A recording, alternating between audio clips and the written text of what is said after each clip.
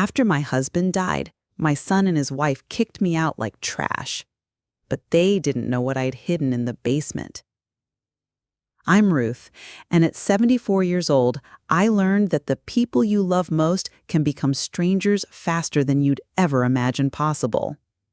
But I also learned that sometimes the dead protect the living in ways nobody expects, and that revenge served cold can be the most satisfying dish of all.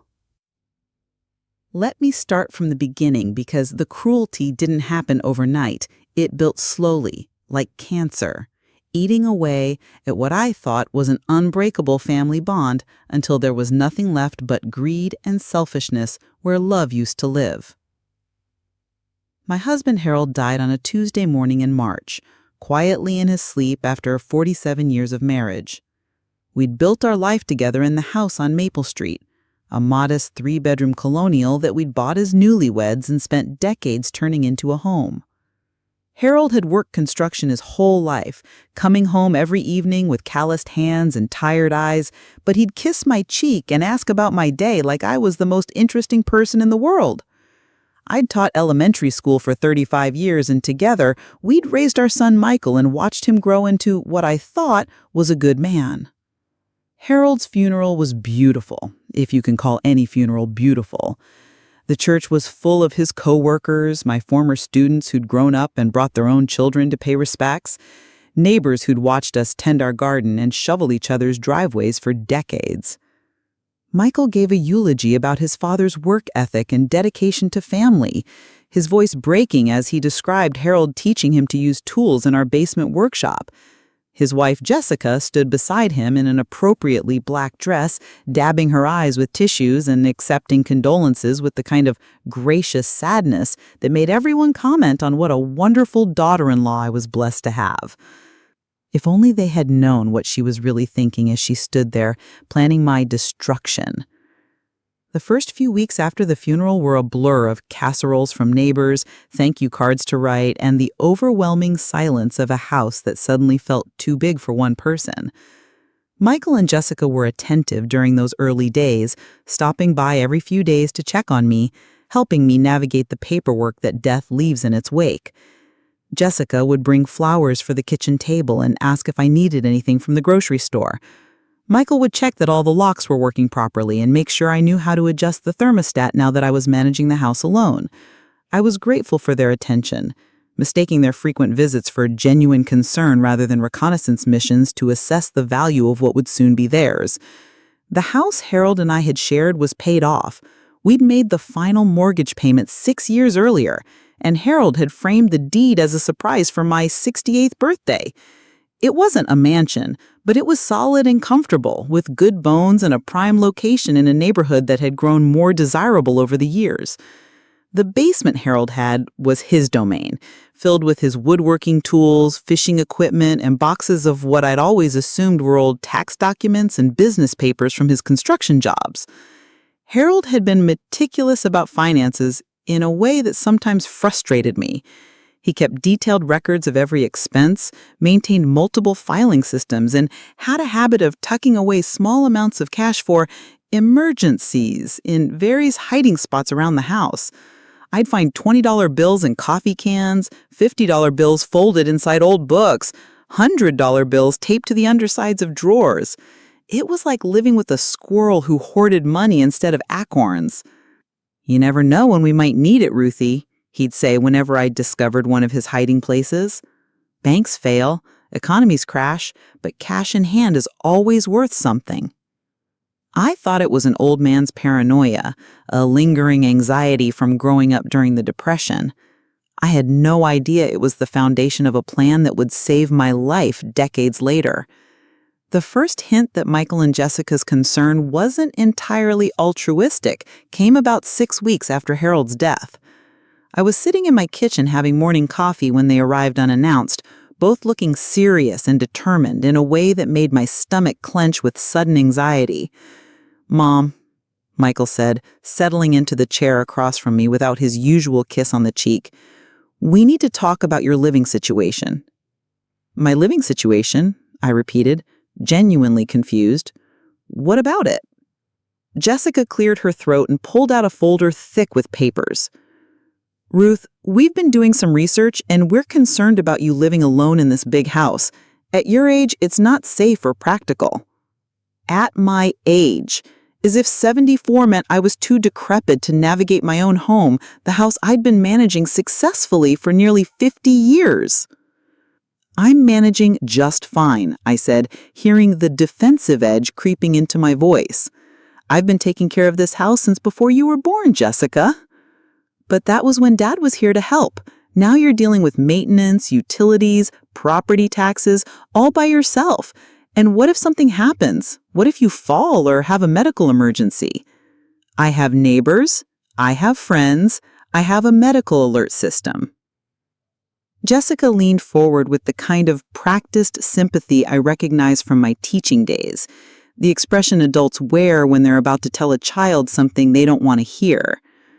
Ruth, we found a lovely senior living community just 20 minutes away. Cedar Grove Assisted Living has beautiful apartments, all meals provided, organized activities, and 24-hour medical staff. You'd have so much less worry and stress, and you'd be around people your own age. People my own age, I repeated flatly. You mean old people waiting to die? That's not fair, Michael said, his voice taking on the impatient tone he'd used as a teenager when I questioned his judgment. These are active communities with libraries and fitness centers and social programs. You'd probably be happier there than rattling around alone in this house full of memories. Rattling around? As if my presence in my own home was somehow pathetic? As if the memories Harold and I had created together were burdens rather than treasures? I'm not moving to a nursing home, I said firmly. This is my home. Harold and I built our life here, and I'm not abandoning it just because I'm now living alone. Jessica and Michael exchanged one of those married couple looks that communicate volumes without words. I could see them recalibrating their approach, shifting from gentle persuasion to more direct pressure. Mom, let's talk about the practical realities. This house is too big for you now. The property taxes alone are eating up a huge chunk of your pension. The maintenance costs are only going to increase as the house ages, and frankly, it's not a good investment to let a property like this sit with just one elderly person living in it. Not a good investment. There it was, the real concern hiding beneath their manufactured worry about my well-being. This house is paid for. I don't have rent or mortgage payments, and I've been maintaining it just fine since your father died. But for how long? Jessica pressed. What happens when you need a new roof or the furnace breaks down or the plumbing starts having major problems? Do you have $20,000 or $30,000 sitting around for those kinds of repairs? Actually, thanks to Harold's careful saving and the life insurance policy he'd maintained, I probably did have that kind of money available. But something in Jessica's tone made me reluctant to share that information. I'll deal with those problems if and when they arise, I said. Or, Jessica continued, her voice taking on the bright, enthusiastic tone of someone presenting an obviously superior solution. You could sell the house now, while the market is good, move into Cedar Grove, and have a substantial nest egg to ensure your comfort for the rest of your life. And what would happen to the money from selling the house? I asked, though I was beginning to suspect I already knew the answer. Michael shifted uncomfortably in his chair. Well, obviously you'd use it for your living expenses and care, but anything left over would eventually, Jessica and I are your only family, so naturally you'd inherit whatever I didn't spend on keeping myself alive in the nursing home you're so eager to stick me in. It's not a nursing home, Jessica said, her mask of sweet concern slipping slightly. And we're not trying to stick you anywhere. We're trying to help you make smart decisions about your future. My future? I said slowly, or your future? The silence that followed was heavy with unspoken truths. Michael looked genuinely uncomfortable, as if he was beginning to realize how their conversation was coming across. Jessica, however, looked irritated that I wasn't embracing their generous offer to uproot my entire life for their financial benefit.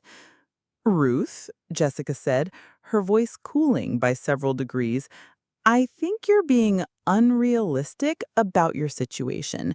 You're not getting any younger, and this house is becoming a burden whether you want to admit it or not. Michael and I are trying to help you face facts and make responsible choices. The only fact I need to face, I said, standing up from the table with all the dignity I could muster, that this is my house, in my name, and I'll decide when and if I'm ready to leave it. Thank you for your concern, but this conversation is over. They left shortly after that, but not before Jessica made a few more comments about my stubbornness and how I was making things difficult for people who only wanted to help. Michael kissed my cheek on the way out, but it felt perfunctory, like he was going through the motions of affection, while his mind was already calculating square footage and property values. I should have recognized that conversation as a declaration of war rather than an expression of concern. I should have understood that people who start sentences with, "We need to talk about your living situation," aren't looking out for your best interests. They're positioning themselves to take control of your assets. But I was still thinking like someone who believed family meant something. Someone who assumed that the people you love would never deliberately harm you for their own gain. I was about to learn how dangerously naive that assumption was. Over the following weeks, Michael and Jessica's visits became more frequent and more pointed.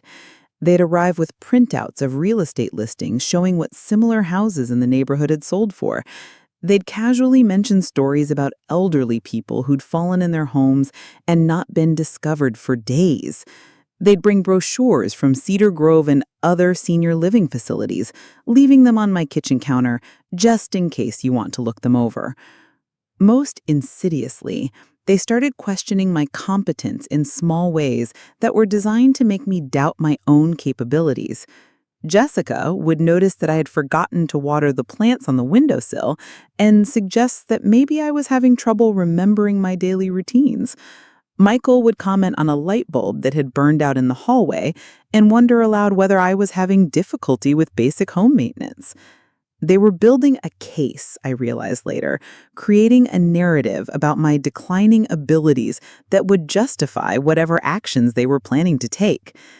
The breaking point came on a humid Thursday evening in July, 4 months after Harold's death.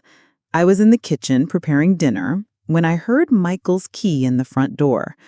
He'd had a key since high school, and I'd never thought to ask it back even after he married Jessica and moved out.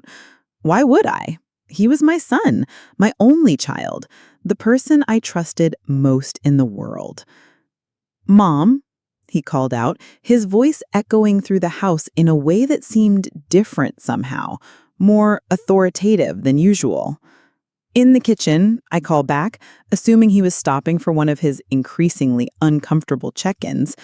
But when Michael appeared in the kitchen doorway, Jessica was beside him, and they were both carrying boxes and wearing expressions I'd never seen before. Determined, almost businesslike, completely devoid of warmth or affection. "What's going on?"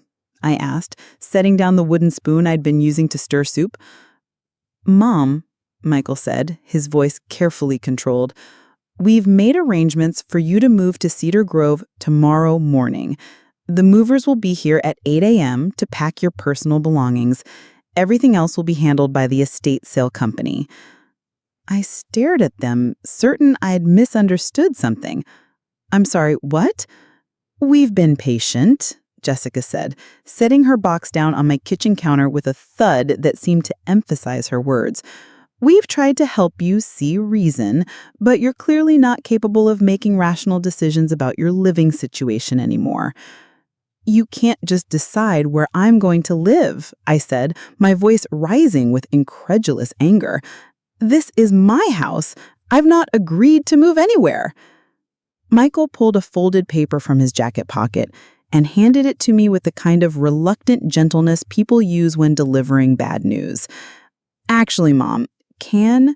Dad made you my power of attorney 5 years ago when you had that minor stroke. You probably don't remember, but you signed papers giving me legal authority to make decisions about your care and living arrangements if you became unable to make them yourself. The minor stroke. I did remember it. A tiny episode that had lasted maybe 20 minutes and left me slightly confused and dizzy. Harold had insisted we go to the hospital just to be safe, and the doctors had run tests and declared it a transient ischemic attack with no lasting effects. I'd been back to normal within hours and hadn't thought about it since. But apparently Harold had thought about it, and apparently he'd had taken steps to ensure that Michael would have legal authority over my life if something happened to both of us. "I'm not incapacitated," I said, my hands shaking as I unfolded the legal document Michael had handed me. "I'm managing my life perfectly well." "Are you?" Jessica asked, her voice dripping with false concern. "But from where we're standing, you seem confused, forgetful, and unable to maintain this house properly. Dr. Peterson agrees that a supervised living environment would be much more safe for someone in your condition." Dr. Peterson, my family physician for the past 15 years, who I'd seen just 2 weeks ago for my regular checkup and who pronounced me in excellent health for my age. "When did you speak to Dr. Peterson?" "Michael called him last week. We explained our concerns about your living alone, and he agreed that Cedar Grove would be a much more appropriate environment for someone with your limitations." Limitations. The word hit me like a physical blow. These people, my son and his wife, were standing in my kitchen describing me like I was a senile old woman who couldn't be trusted to dress herself, let alone live independently. "I want to speak to Dr. Peterson myself," I said. "Of course," Michael said. "You can call him from Cedar Grove tomorrow. But Mom, the arrangements are already made. Your apartment is ready, the movers are scheduled, and the estate sale company will be here next week to clear out everything you don't take with you." "Everything I don't take," I repeated. "What does that mean?" Jessica opened the box she'd brought and pulled out rolls of tape, markers, and colored stickers. "We've brought supplies so you can mark the personal items you want to keep. Clothes, photographs, maybe a few pieces of small furniture that will fit in your new apartment. Everything else, the furniture, the dishes, your husband's tools, all the household goods, will be sold." They were talking about dismantling my entire life, selling off 47 years of memories and possessions as if Harold and I had never existed, as if our home was nothing more than inventory to be liquidated. "You can't do this," I said. But even as I spoke, I could hear the powerlessness in my own voice. "Mom, I know this is hard, but Jessica and I have spent weeks researching the best options for you. Cedar Grove has excellent reviews, and you'll be so much happier there. You'll have people to talk to, activities to keep you busy, and professional staff to help with anything you need. What I need," I said, my voice barely above a whisper, "is my family to stop treating me like a burden to be disposed of." The words hung in the air like an accusation, and for a moment, Michael looked genuinely stricken. But Jessica stepped closer to him, her hand on his arm, and I watched his expression harden again. "We're not disposing of you," Jessica said firmly. "We're making sure you're properly cared for. And frankly, Ruth, your attitude about this whole situation just proves that you're not thinking clearly anymore. A rational person would be grateful for family members who care enough to ensure their safety and well-being." Grateful. They wanted me to be grateful for being evicted from my own home, grateful for having my life's possessions sold off like garage sale merchandise, grateful for being warehoused in an institution where I could be safely ignored until I died. "I need you both to leave," I said quietly. "Mom, we're not leaving. We're here to help you pack. The sooner we get started, the easier this will be." "I said leave. "Get out of my house." "It's not your house anymore," Jessica said, her mask of fake concern finally slipping completely. "The power of attorney gives Michael legal authority over your property as well as your person. The lease has been signed, and the house will be listed for sale next week." The room seemed to tilt sideways as the full scope of their betrayal became clear. They hadn't just decided to move me into assisted living, they had taken control of my entire life, my home, my possessions, my future, without my consent or even my knowledge. "How long have you been planning this?" I asked. Michael had the grace to look ashamed. "Mom, it's not like that. We've been worried about you for months, and when Dr. Peterson confirmed our concerns—" "How long, Michael?" The silence stretched between us until Jessica finally answered. "Since the funeral. We've been researching options since the funeral." Since the funeral. While I was grieving my husband of 47 years, while I was trying to navigate the devastating loneliness of widowhood, while I was accepting their comfort and support, they had been plotting to steal my home and my independence. "Get out," I said again, and this time my voice was steady and cold. "Get out of my house right now." "Ruth, you're being irrational," Jessica said. "We're trying to help you, and you're acting like we're the enemy." "Aren't you?" The question stopped her short, and for a moment I saw something flicker across her face that might have been guilt, but it was quickly replaced by irritation. "Fine," she said, grabbing her box of packing supplies. "We'll come back in the morning when you've had time to process this and think more clearly. But Ruth, this is happening whether you cooperate or not. You're moving to Cedar Grove tomorrow." They left, and I stood alone in my kitchen listening to the sound of Michael's car pulling out of the driveway. The house felt different around me. No longer a sanctuary, but a trap. No longer home, but a piece of property that apparently belonged to people who viewed me as an inconvenience to be managed rather than a person to be loved. I walked through the rooms Harold and I had shared, touching the furniture we'd chosen together, looking at the photographs that told the story of our life, trying to absorb the reality that all of it would be gone within days. Strangers would walk through my home, handling my possessions, deciding what was valuable enough to buy and what would be thrown away as junk. But as I stood in the living room looking at Harold's empty chair, I remembered something Harold had said to me just a few months before he died. We'd been watching a news story about elderly people being scammed out of their life savings, and Harold had shaken his head sadly. "Ruthie," he said, "promise me something. If anything ever happens to me, if anyone ever tries to take advantage of you or push you around, you remember that you're stronger than you think. And you remember that I made sure you'd never be helpless, even if it seems like you are." At the time, I thought he was just being overly dramatic, the way he sometimes got when news stories touched on his Depression-era anxieties about financial security.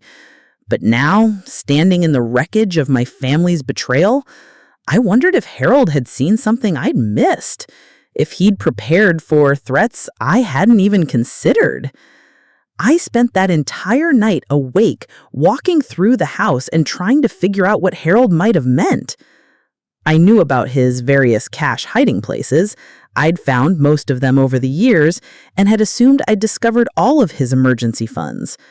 But his words suggested something more, something that never helpless, even in circumstances as dire as these. At 5 in the morning, I finally thought to check the basement. Harold's basement workshop had always been his private domain, and I had rarely spent time down there except to do laundry or retrieve Christmas decorations from storage. It was a typical man cave. Pegboards hung with tools, workbenches covered with half-finished projects, shelves lined with coffee cans full of screws and nails and other hardware I couldn't identify. But as I walked through the space with fresh eyes, I noticed things that never registered before. The way certain sections of the concrete floor looked slightly different, as if they'd been re-poured at some point.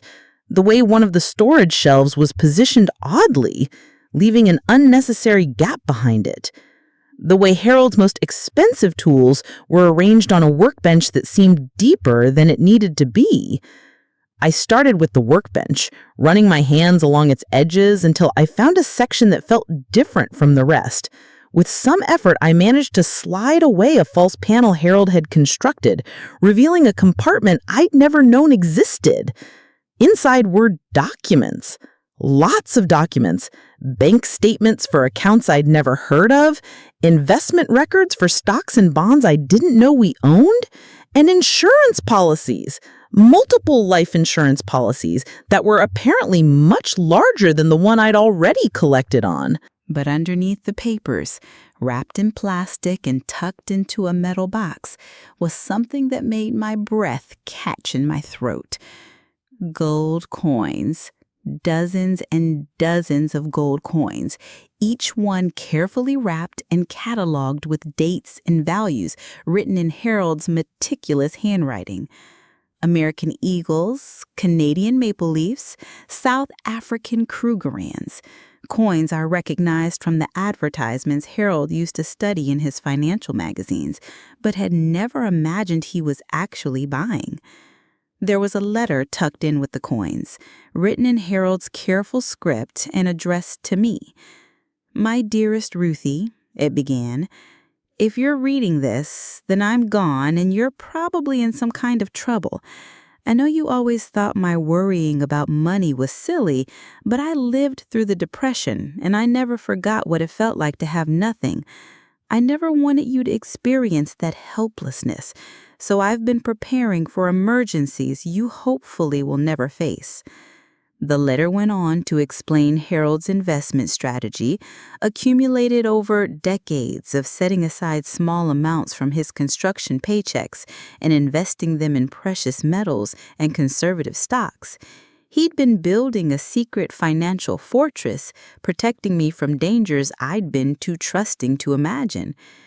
"The coins alone are worth at least $300,000 at current market prices," Harold's letter continued.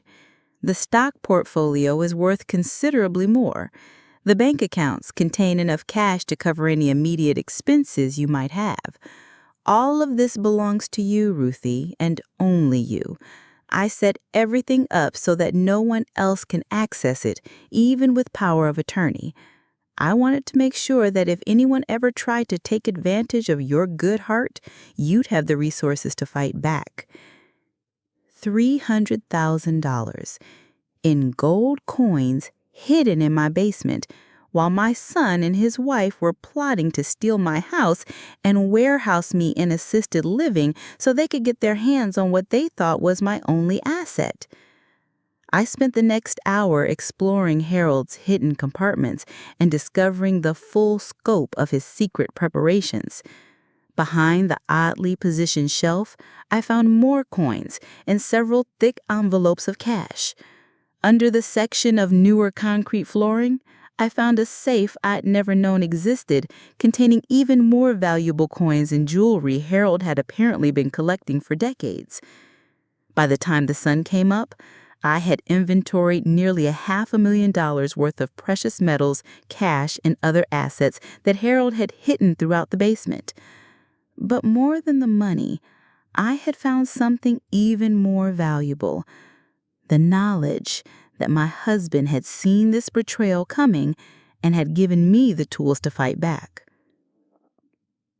At exactly 8 o'clock, the moving truck arrived.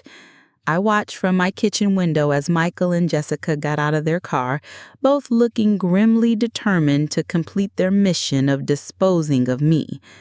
Jessica carried a clipboard and what looked like legal documents. Michael carried more boxes and packing supplies. They knocked on my front door with the kind of authoritative confidence people have when they believe they hold all the power. I opened the door, smiled pleasantly, and said, "Good morning. I've been expecting you."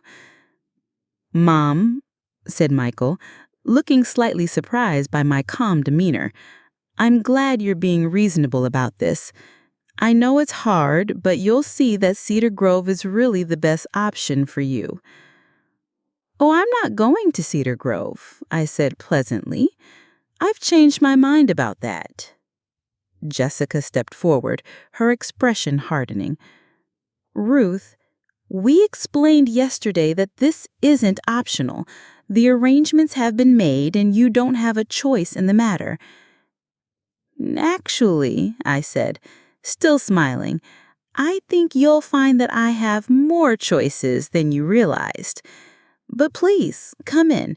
I have something to show you." They followed me into the kitchen, both looking wary but still confident in their legal authority over my life. Jessica set her clipboard on the counter and pulled out what looked like commitment papers for Cedar Grove.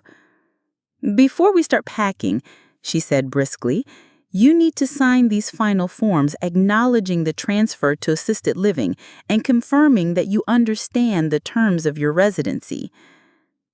"That's very interesting," I said, pouring myself a cup of coffee and not offering them any, "because I've been doing some research of my own, and I discovered something fascinating about power of attorney laws."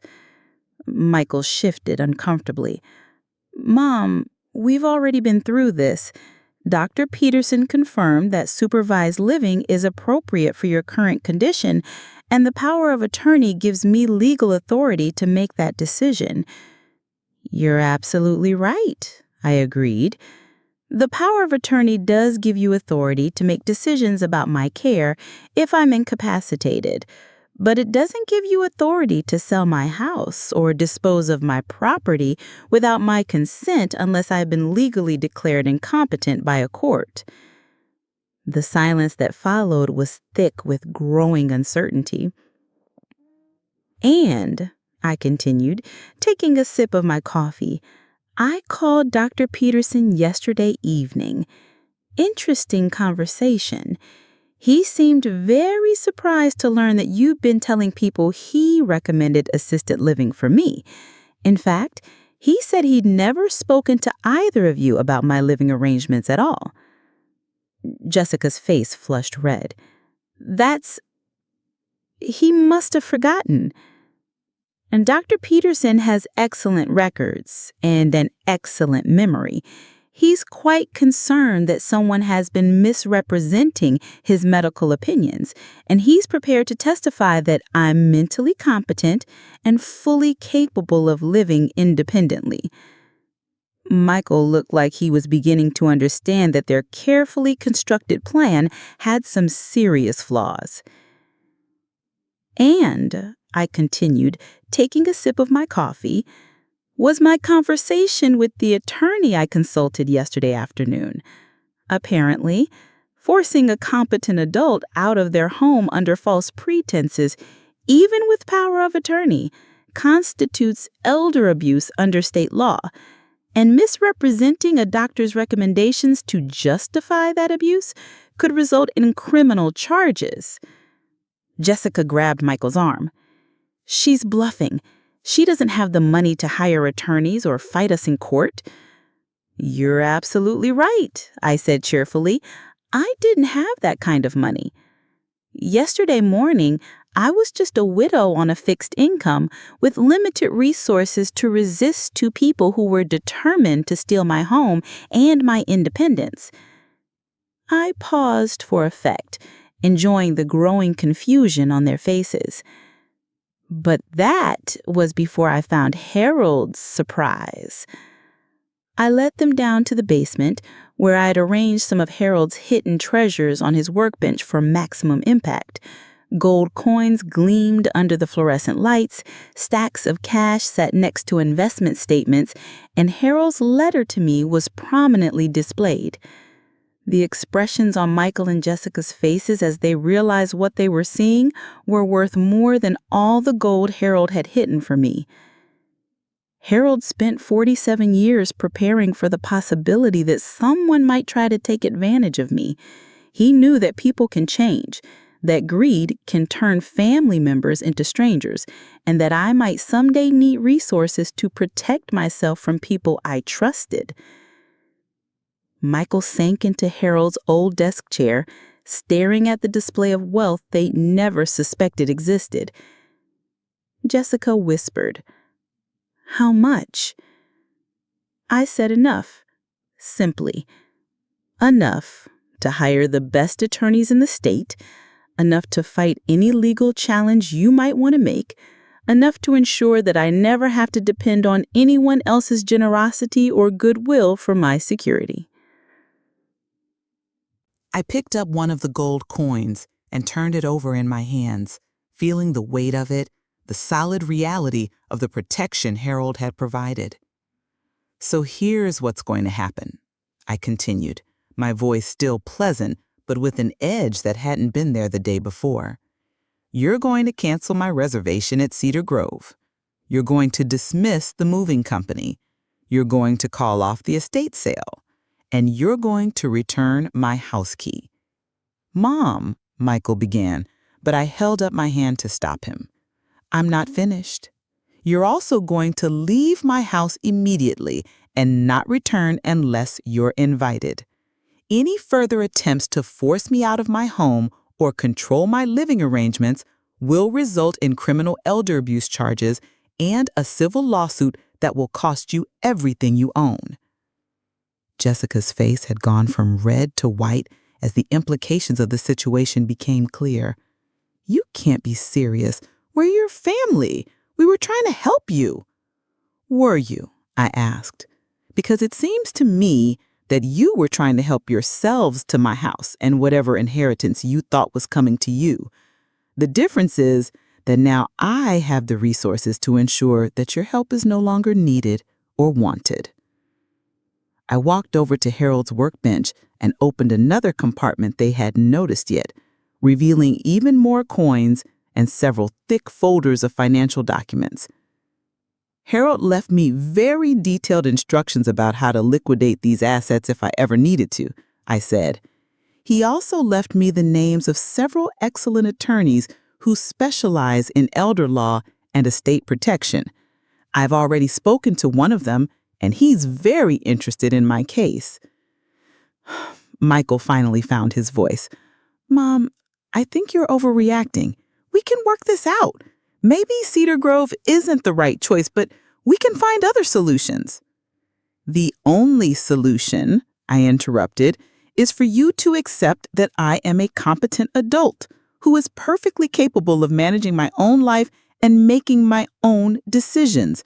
I don't need your management, your supervision, or your protection. What I need is your respect. And if you can't provide that, then I don't need you at all." The words hung in the air like a final judgment. Jessica grabbed Michael's arm and pulled him toward the basement stairs. "This isn't over," she said, her voice tight with anger. "We'll see what a judge has to say about your mental competence when we explain how you're hoarding money in your basement and making wild accusations against your own family." "Please do," I said calmly. "I'd love the opportunity to tell a judge about your attempts to force me into assisted living under false pretenses, your lies about Dr. Peterson's recommendations, and your plan to sell my house without my consent. I'm sure the court will be very interested in hearing about all of that." They left without another word, and I stood alone in Harold's workshop, surrounded by the treasures he'd hidden to protect me. I could hear their car doors slamming, their engines starting, their tires squealing as they drove away in defeat and frustration. But I wasn't done with them yet. Harold's gifts had given me more than just financial security. They had given me the power to ensure that Michael and Jessica learned the full consequences of their betrayal. Over the next several days, I liquidated enough of Harold's coins to access substantial cash while keeping the majority of his investments intact for my long-term security. I hired the attorney Harold had recommended, a sharp woman named Patricia Winters, who specialized in elder abuse cases and had extensive experience dealing with family financial exploitation. Your husband was remarkably prescient. The way he structured these assets make them completely protective from any power of attorney abuse. Even if your son had succeeded in forcing you into assisted living, he couldn't have touched Harold's hidden investments. Harold always said I was stronger than I thought I was. I think he wanted to make sure I'd have the tools to prove it if I ever needed to. Well, you certainly have those tools now. The question is how you want to use them. I thought about her question for several days as I settled back into the routine of living in my own home on my own terms. Michael and Jessica had made no attempt to contact me after their humiliating discovery in the basement. I assumed they were licking their wounds and perhaps consulting attorneys of their own to see if there was any way to salvage their scheme. I was enjoying my newfound security and empowerment, but I couldn't shake the feeling that simply defeating their scheme wasn't enough. They had planned to steal my home, warehouse me in an institution, and sell off my life's possessions for their own profit. They had lied to doctors, manipulated legal documents, and treated me like an inconvenient obstacle to their inheritance rather than a human being deserving of respect and dignity. They deserved consequences that matched the scope of their betrayal. The idea came to me while I was reading the financial documents Harold had left with his hidden treasures.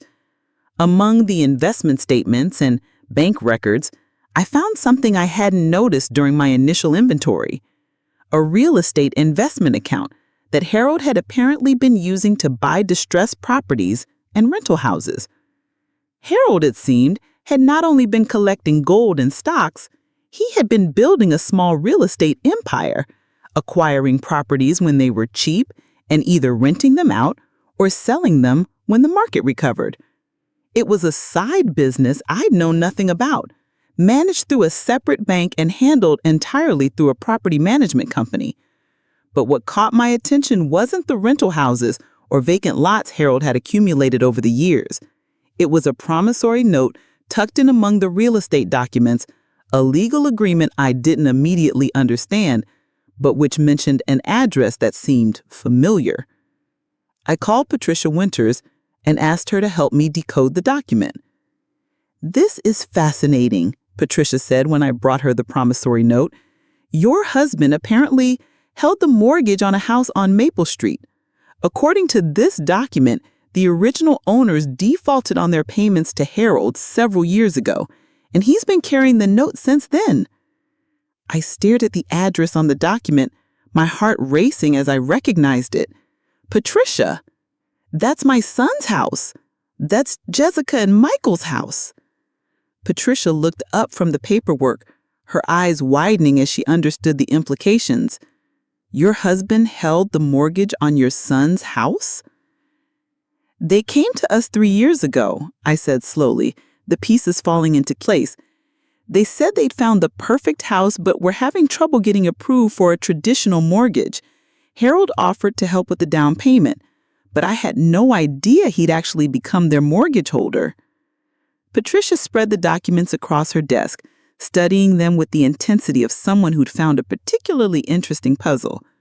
"According to these records, your son and daughter-in-law have been making payments directly to Harold through his property investment account.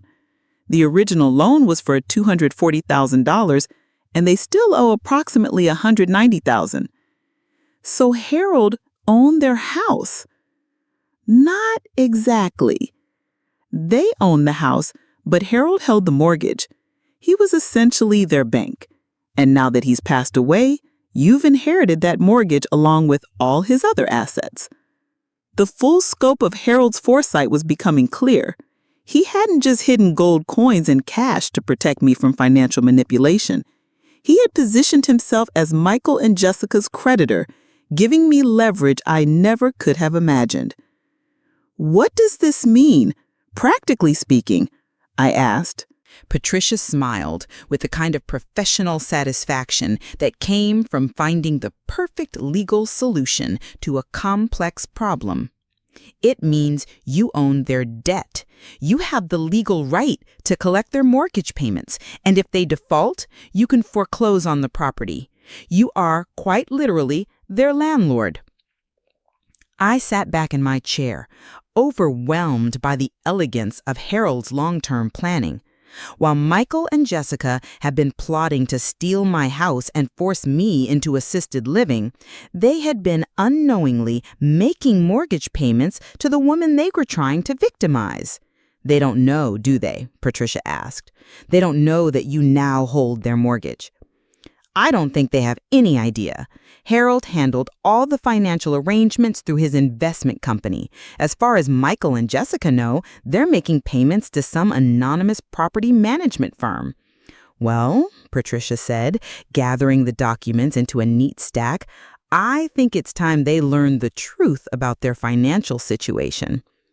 Over the next week, Patricia helped me understand the full extent of my new position as Michael and Jessica's mortgage holder. The loan terms Harold had offered them were actually quite generous, a below-market interest rate and flexible payment schedule that had saved them thousands of dollars compared to a traditional bank mortgage. But the loan agreement also included standard clauses about property maintenance, insurance requirements, and behavior expectations that Michael and Jessica had apparently never read carefully. Most importantly, it included an acceleration clause that allowed the mortgage holder to demand full payment of the remaining balance if the borrowers engaged in behavior that put the property at risk. Elder abuse, Patricia explained, definitely qualifies as behavior that puts the property at risk. If they're willing to exploit and manipulate you, they're demonstrating the kind of character issues that make them unreliable borrowers. The plan that emerged from our consultations was both elegant and devastating in its simplicity. I would reveal my ownership of their mortgage by demanding immediate payment of the full balance, using their attempted elder abuse as justification for accelerating the loan.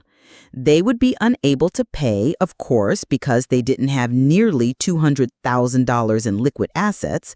This would give me the legal right to begin foreclosure proceedings, essentially evicting them from their own house, just as they had tried to evict me from mine. It was poetic justice of the highest order. Patricia sent the acceleration notice through certified mail on a Tuesday morning, along with a cover letter explaining that I was now the holder of their mortgage and that their recent behavior toward me constituted grounds for demanding immediate payment of the remaining balance.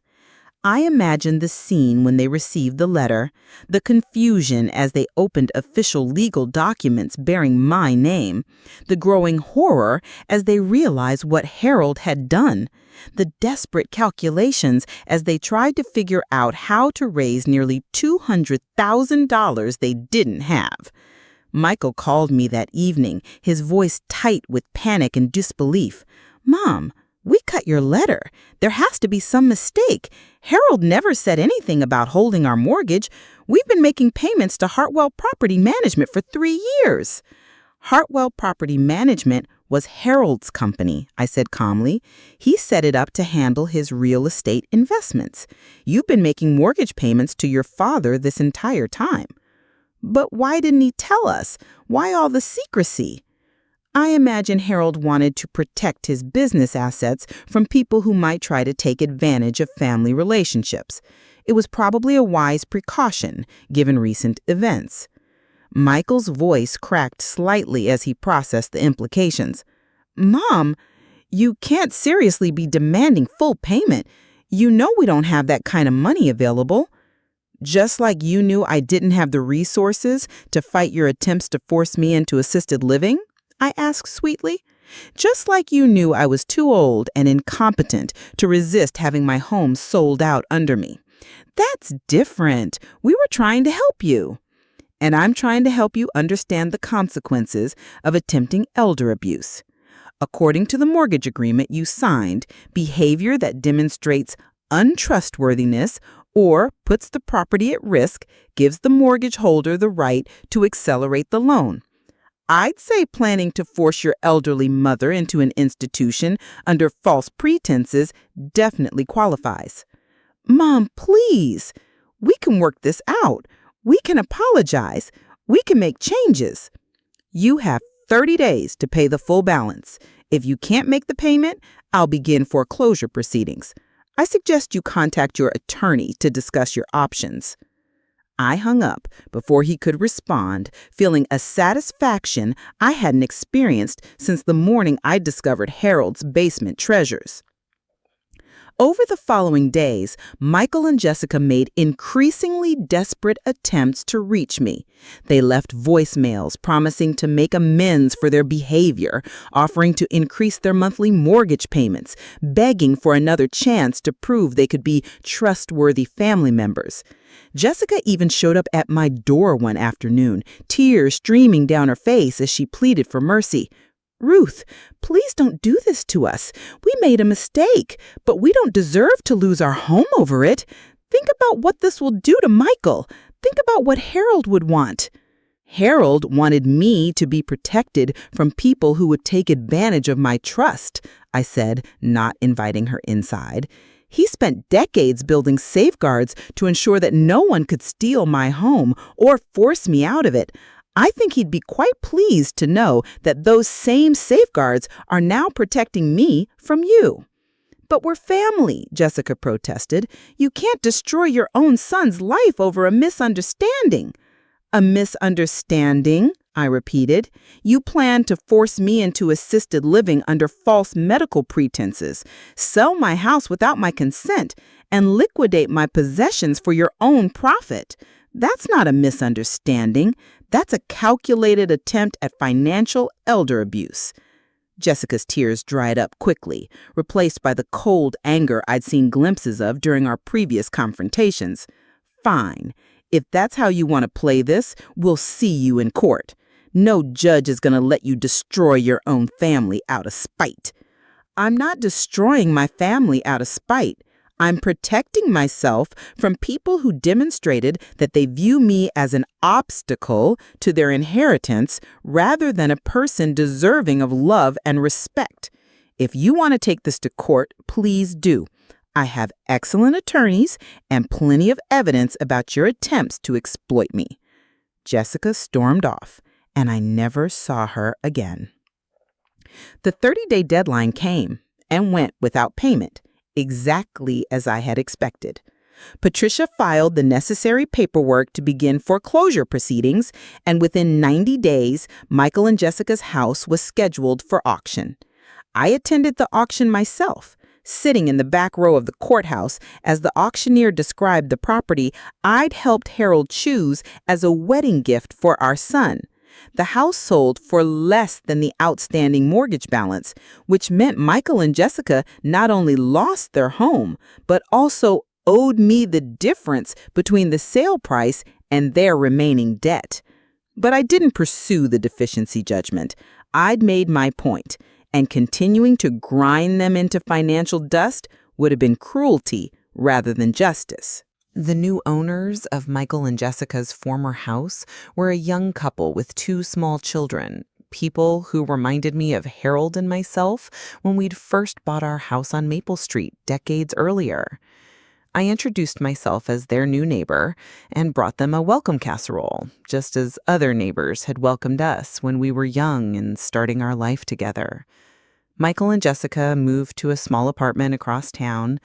Michael found work with a different construction company, and Jessica took a job at a retail store to help make ends meet. They were starting over financially, learning to live within their means rather than relying on family money to subsidize their lifestyle. I heard about their circumstances through mutual acquaintances, but I felt no particular satisfaction or regret about their reduced circumstances. They had made choices that led to predictable consequences, and now they were living with the results of those choices. What I did feel was a profound sense of security and empowerment that Harold's gifts had provided. I was no longer vulnerable to manipulation or exploitation because I no longer needed anyone else's approval or support to maintain my independence. I used some of Harold's hidden wealth to make improvements to my house. A new roof, updated plumbing, a renovated kitchen that made cooking more enjoyable. I also set up trust funds for any grandchildren Michael and Jessica might have in the future, ensuring that innocent children wouldn't be punished for their parents' mistakes.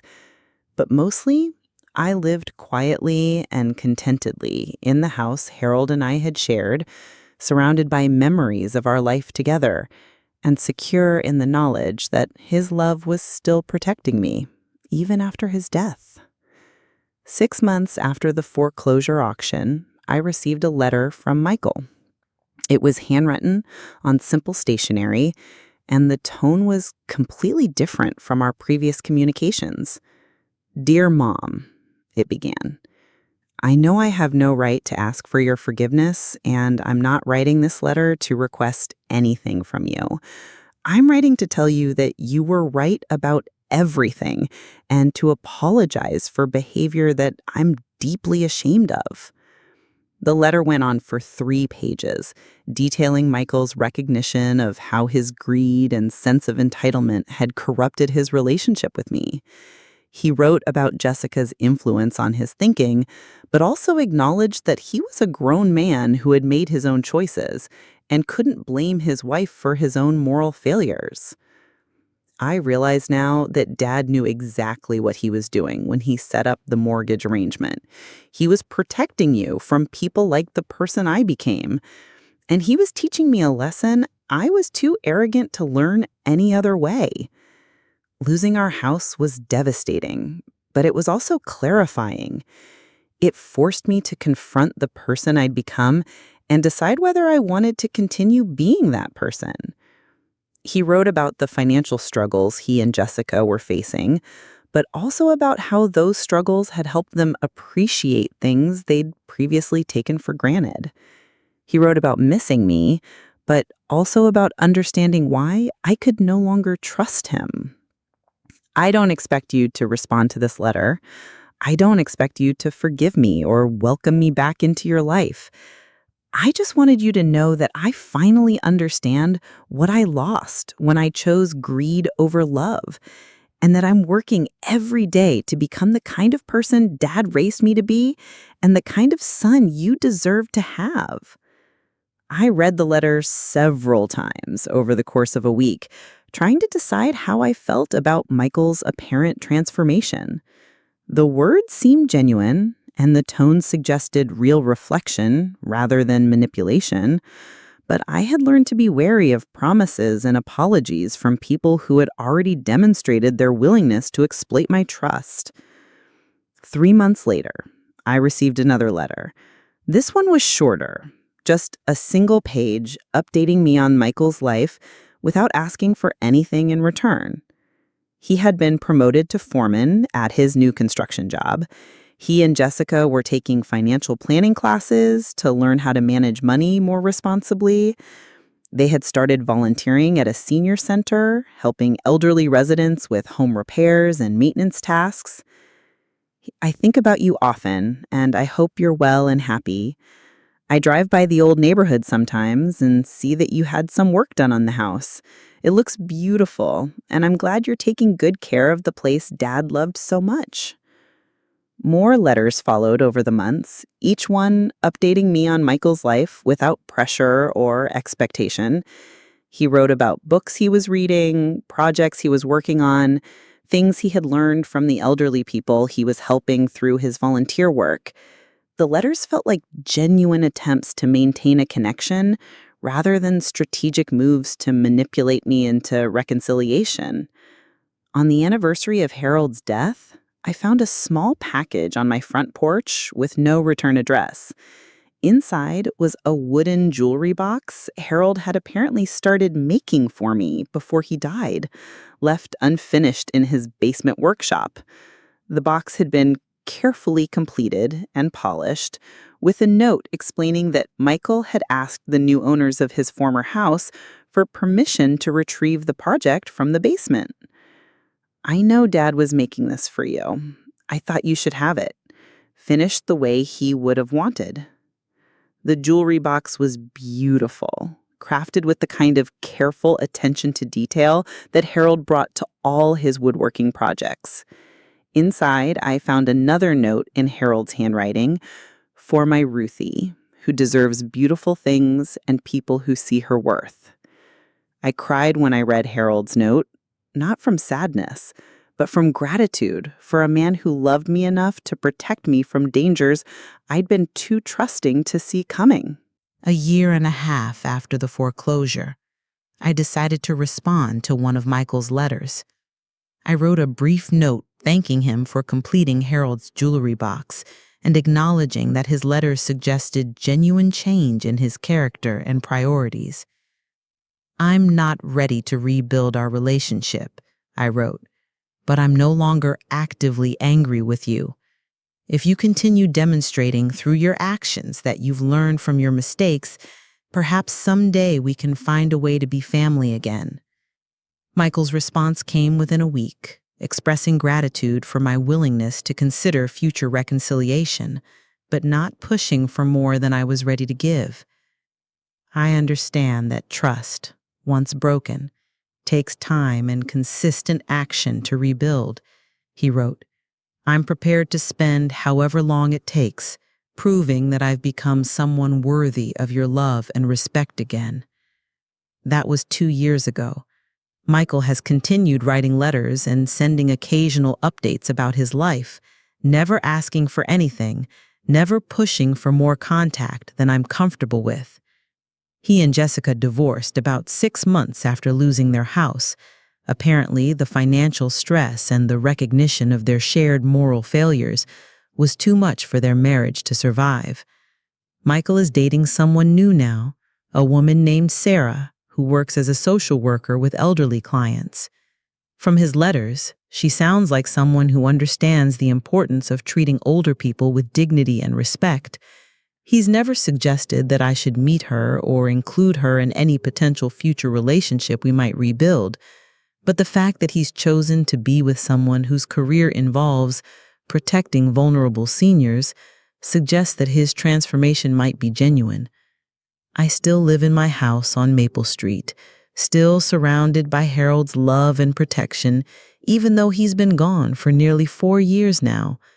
I've made friends with my new neighbors, the young couple who bought Michael's former house. They remind me so much of Harold and myself when we were young and full of dreams about the life we were going to build together.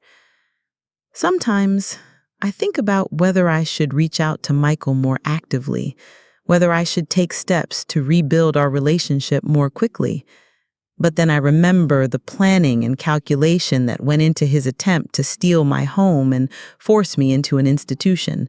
And I remind myself that forgiveness and trust are different things. Michael spent months plotting to exploit my trust and vulnerability. If he's genuinely changed, he can spend years proving it through consistent, selfless actions. If his transformation is real, time will reveal it. If it's just another manipulation, time will reveal that too. I'm in no hurry to find out which it is. Harold's gifts gave me the luxury of time, the security to make decisions based on what I want rather than what I need. I don't need Michael's love or Jessica's approval or anyone else's validation to live a full and satisfying life. Harold used to say that the best revenge was living well, and I've discovered that he was absolutely right. Every morning, I wake up in my own house, make my own decisions about how to spend my day, and go to sleep secure in the knowledge that no one can force me out of the life I've built for myself. The woman who stood in her kitchen 4 years ago, listening to her son and daughter-in-law plan her removal like she was a piece of unwanted furniture, feels like a stranger to me now. She was so afraid of being unloved that she was willing to accept any treatment, however cruel, from people who claimed to care about her. I am no longer that woman. I am someone who knows her own worth, someone who has the resources to protect herself from exploitation, someone who chooses her relationships based on how she's treated rather than on family obligation or social expectation. Harold may be gone, but his love continues to protect me every single day. The gold coins he hid in our basement weren't just financial security. They were proof that I was worthy of protection, worthy of consideration, worthy of a plan that put my well-being above everyone else's convenience. They asked why I was still alive, those people who viewed my existence as an inconvenience to be managed. Harold's answer, delivered from beyond the grave, was clear. I was still alive because I mattered, because my dignity and independence were worth protecting, because love that doesn't include respect isn't really love at all. I'm still alive because Harold made sure I would never be helpless, even when it seemed like I was. I'm still alive because sometimes the people who try to bury you don't realize they're actually planting seeds. And I'm still alive because the best way to honor the people who truly love you is to refuse to let anyone else convince you that you're worth less than you are. The gold coins Harold left me bought more than just financial security. They bought me the freedom to choose my own path, to set my own boundaries, and to insist on being treated with the dignity every human being deserves. That's worth more than all the gold in the world.